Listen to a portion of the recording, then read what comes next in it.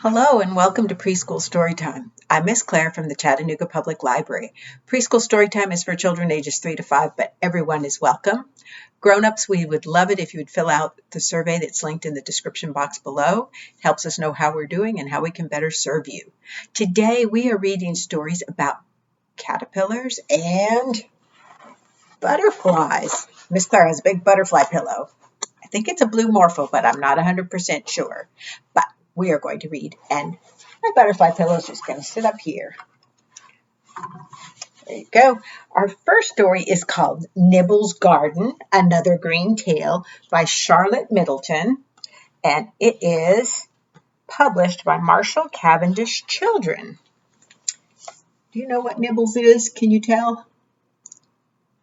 Nibbles is a guinea pig. If there was one thing Nibbles loved almost as much as playing soccer, it was gardening. Nibbles dandelions were the tastiest in the whole of Dandyville. They had even won prizes. But growing prize-winning plants was too much work for one guinea pig. So Nibbles was very happy when he met his new neighbor, Posy. Nibbles and Posy worked in the garden together. They also played soccer and went on picnics. Soon they became best friends. One day, Nibbles heard a strange sound coming from his dandelions. Munch, crunch, crunch, crunch. 6 very hairy caterpillars were eating his prize plants.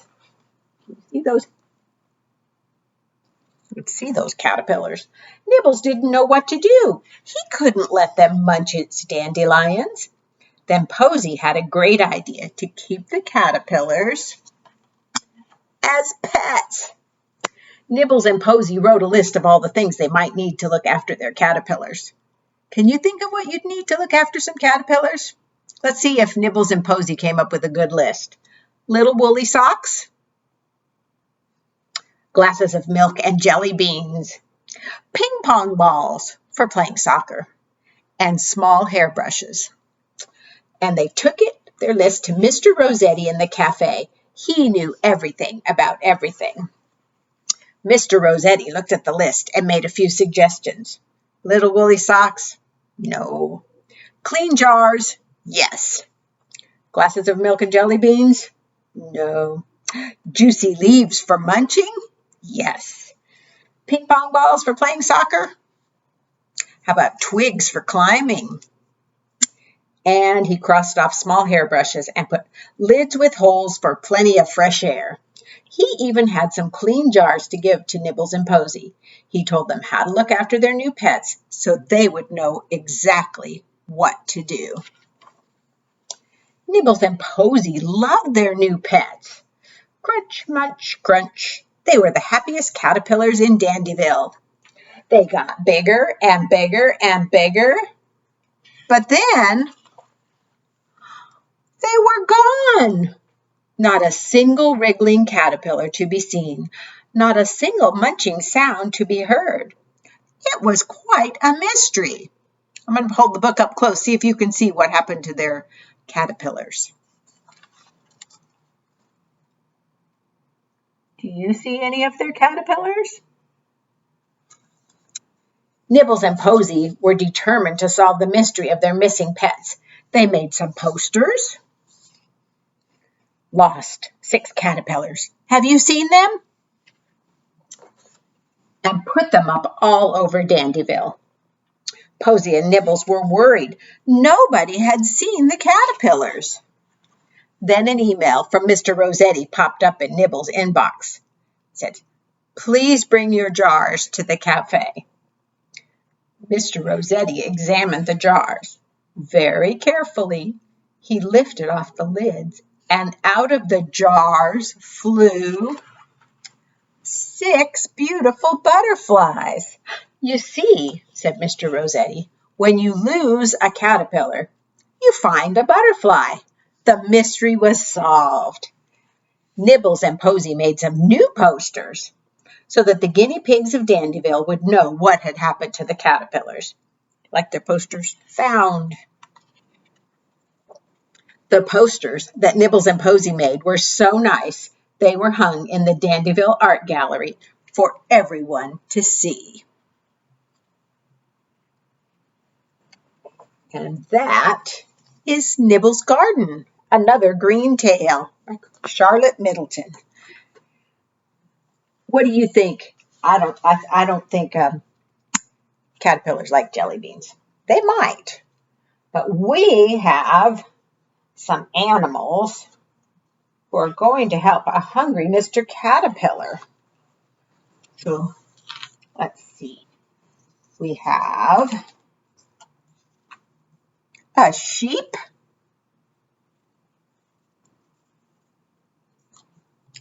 a duck,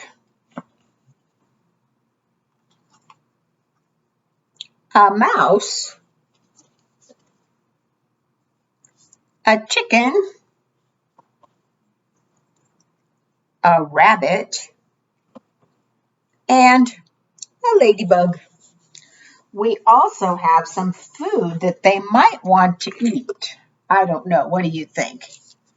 We have a tomato. Anybody think caterpillars like tomatoes? A carrot. A gigantic strawberry. A turnip. A beet. Oh, I'm going to run out of room. A banana. And a potato. I don't know about the potato. We'll see.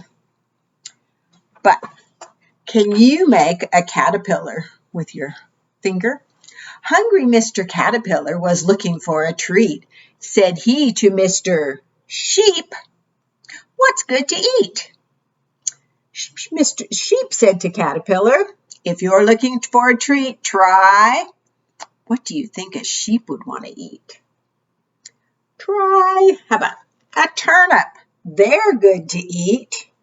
That's what the sheep recommends. So he went to the duck. So we're going to say, Hungry Mr. Caterpillar, looking for a treat, said to Mr. Duck, "What's good to eat?" Mr. Duck said to Mr. Caterpillar, "If you're looking for a treat, try." What do you think? What do you think ducks like? Tomatoes. Let's give the duck a tomato. Try tomatoes. They're good to eat. Hungry Mr. Caterpillar, looking for a treat, said to the mouse, "What's good to eat?" Mouse said to Mr. Caterpillar, "If you're looking for a treat, try a..."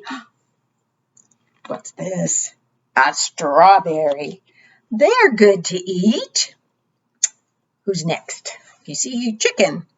Hungry Mr. Caterpillar, looking for a treat, said to the chicken, "What's good to eat?" What do you think? Carrot, a beet, banana. How about a potato?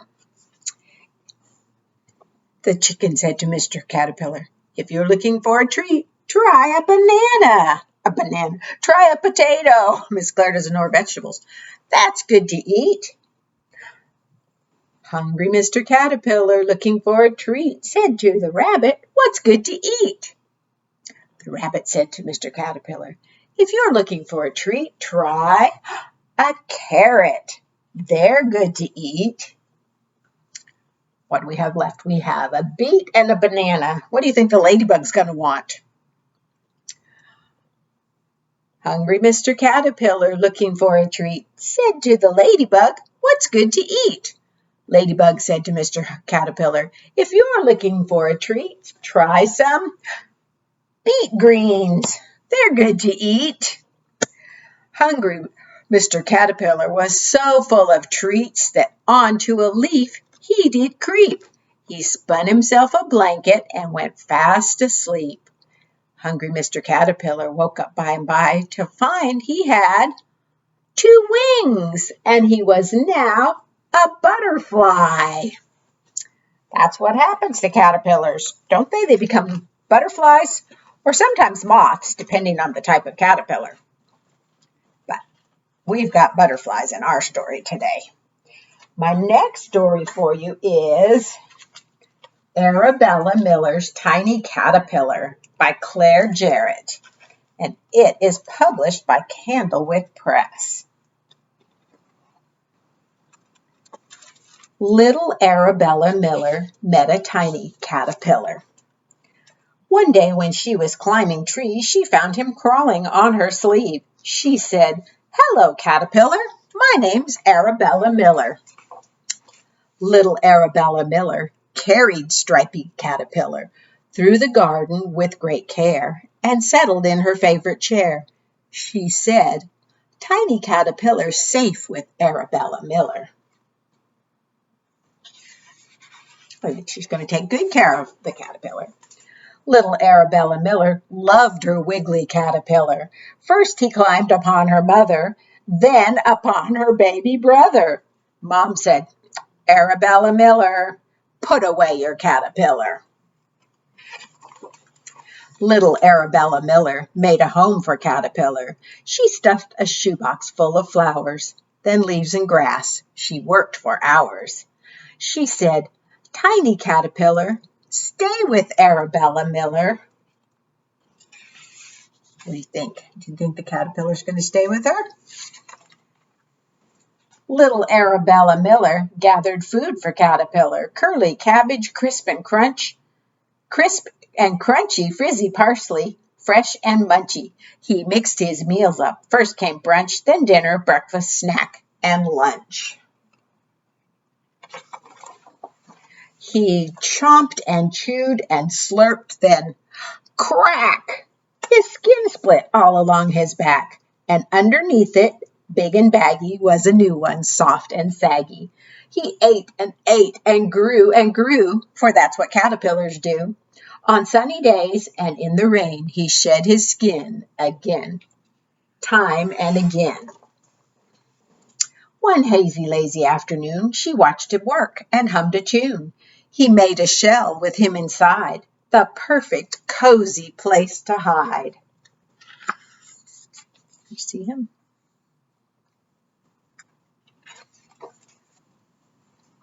Weeks went by, and Arabella missed her friendly caterpillar. She pictured him curled up in bed inside his house upon its thread. Every day she saw it gleaming and wondered what he could be dreaming. Then one day her caterpillar puzzled Arabella Miller. She saw him moving, poking through, and out he came, completely new. "Oh," said Arabella Miller, "you're so different, caterpillar." She held her breath and watched in awe as he was changing more and more. Bright wings unfolded, stretched to dry, then up he floated to the sky. "Goodbye, goodbye, away you fly, my very special butterfly." And if you check out Arabella Miller's Tiny Caterpillar, in the back of the book, it gives you the life cycle of the butterfly. Starts as an egg on a leaf, then a caterpillar, and then the chrysalis or pupa, and then it turns into a butterfly. And you can read all about it right here. Are you ready for some colorful butterflies? I have very different butterflies, all in our favorite colors. And this is called Color Butterflies. The first to come to the garden bed is a lovely butterfly of brilliant, can you guess the rhyme? Red. Red in bed. Then in comes another, and that makes two. Fly right in, my friend of blue. The garden is fine, the best I've seen, says the butterfly of springtime green. Who's next? Our garden needs a sunshiny fellow. Fly in, butterfly with wings of yellow. Little friend of, what color is that? Purple. Fly in too. The garden is waiting for a color like you. This is a hard one to rhyme. Orange, orange, you've waited so long. Fly right in where you belong. Butterflies, butterflies, you're such a sight. Flying together, a springtime delight. What color do we have? Red, blue, green, yellow, purple, and orange. How many do we have? 1, 2, 3, 4, 5. Miss Claire needs another hand, doesn't it? 6. We have 6 butterflies. Maybe we should sing a song. What do you think? Think we should sing a rhyming we will go? We'll sing that. It's a rhyming we will go, a rhyming we will go. We'll catch and put him in and then we'll let him go. We have some things you might see in the garden, maybe some things you might not see in the garden. What do you think? We'll start with, let me see, what do you think of these animals? We have, is this something you might see around butterflies? A bunny? Maybe. What about a dog? Maybe. You might have a sheep in your garden. And what do you think? Do you think you might have a dragon in your garden? Maybe. Be kind of silly though, wouldn't it? All right, let's see if I can put these up here so I can grab them. Right, we're going to start with our bunny. A rhyming we will go, a rhyming we will go. We'll catch a bunny and give him some honey, and then we'll let him go. A rhyming we will go, a rhyming we will go. We'll catch a, oops, they're sticking to each other. We'll catch a dog and put him on a log, and then we'll let him go. A rhyming we will go, a rhyming we will go. We'll catch a, what do you remember what this one is? A jeep and a sheep. We'll catch a sheep and put him on a jeep, and then we'll let him go. A rhyming we will go, a rhyming we will go. We'll catch a, what rhymes with wagon? Dragon. We'll catch a dragon and put him in a wagon, and then we'll let him go. A rhyming we will go, a rhyming we will go. It's all pretend, and in the end, we always let them go. Do you know what our rhymes are? We have bunny and honey, dog and log, sheep and jeep, and dragon and wagon. I don't think we'd see a dragon and a wagon in our garden, but it might be kind of fun. All right, our last story is called A Book of Colors, Butterfly, Butterfly by Peter Horacek. And it is published by Candlewick Press. One day, Lucy saw a beautiful butterfly. She played with it and chased it all around the garden. You can see how it's flying all over. Ooh. The next day, Lucy couldn't find the butterfly anywhere.